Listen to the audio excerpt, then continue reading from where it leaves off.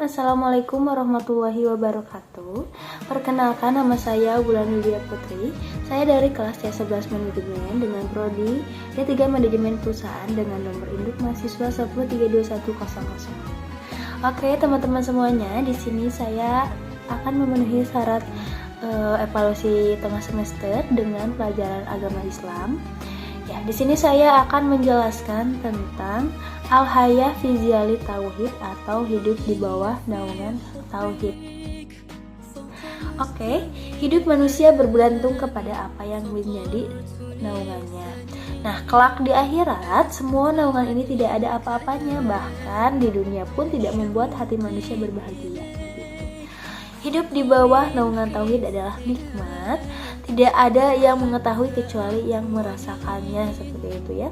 Kemudian ada zat, yaitu zat Allah itu jauh lebih besar dari yang bisa digambarkan oleh akal manusia dan juga lebih besar dari apa yang terbesit dalam pemikiran manusia.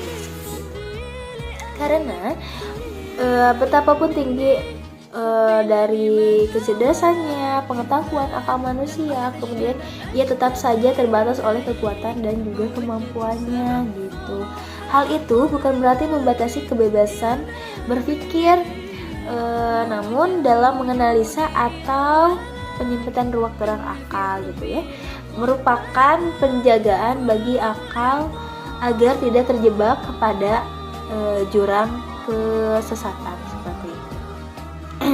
Kemudian juga ada sifat-sifat. Sungguh jika Anda melihat dengan cermat semua fenomena alam ini meski tanpa ada dalil atau argumentasi gitu ya, tanpa wahyu atau adanya Al-Quran, tentu Anda akan keluar dengan satu pertanyaan ideologis seperti itu yang tidak bertele-tele bahwa di balik alam ini ada pencipta yang menjadikan dan juga mengatur. Alam ini pastilah memiliki semua sifat kesempurnaan di atas apa saja yang pernah tergambar dalam akal manusia yang lemah ini dan terbebas dari semua sifat kekurangan seperti itu.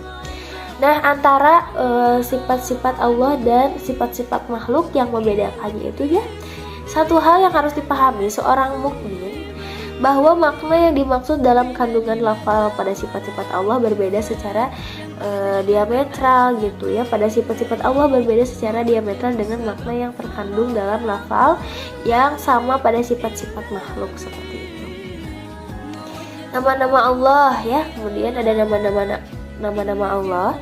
Dari Buraidah radhiyallahu anhu berkata, Nabi Muhammad mendengar seorang laki-laki berdoa seraya berkata, "Ya Allah, sesungguhnya aku memohon kepadamu bahwa aku bersaksi bahwa Engkaulah Allah yang tiada selain Engkau gitu, yang Maha Esa dan juga tempat bergantung. Kemudian yang tidak berputra dan tidak diputerakan. Kemudian juga dan tidak ada seseorang pun yang menyamainya." Dan Buraidah berkata, maka Rasulullah bersabda, "Dan demi zat yang di jiwaku ada di tangannya, semua orang itulah memohon kepada Allah dengan namanya yang agung.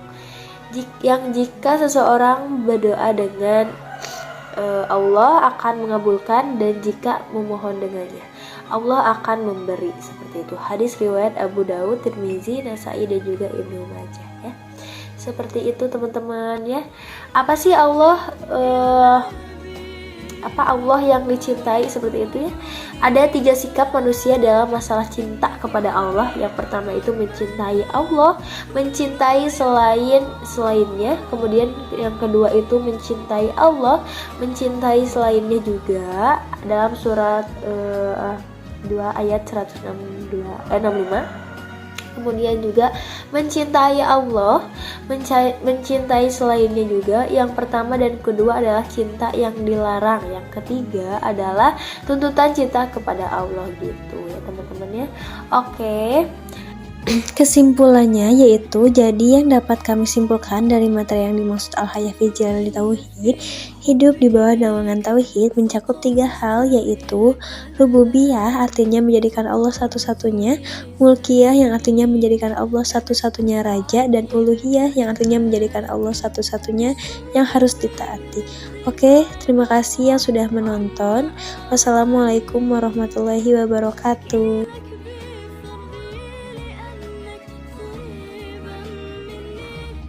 حبي لماذا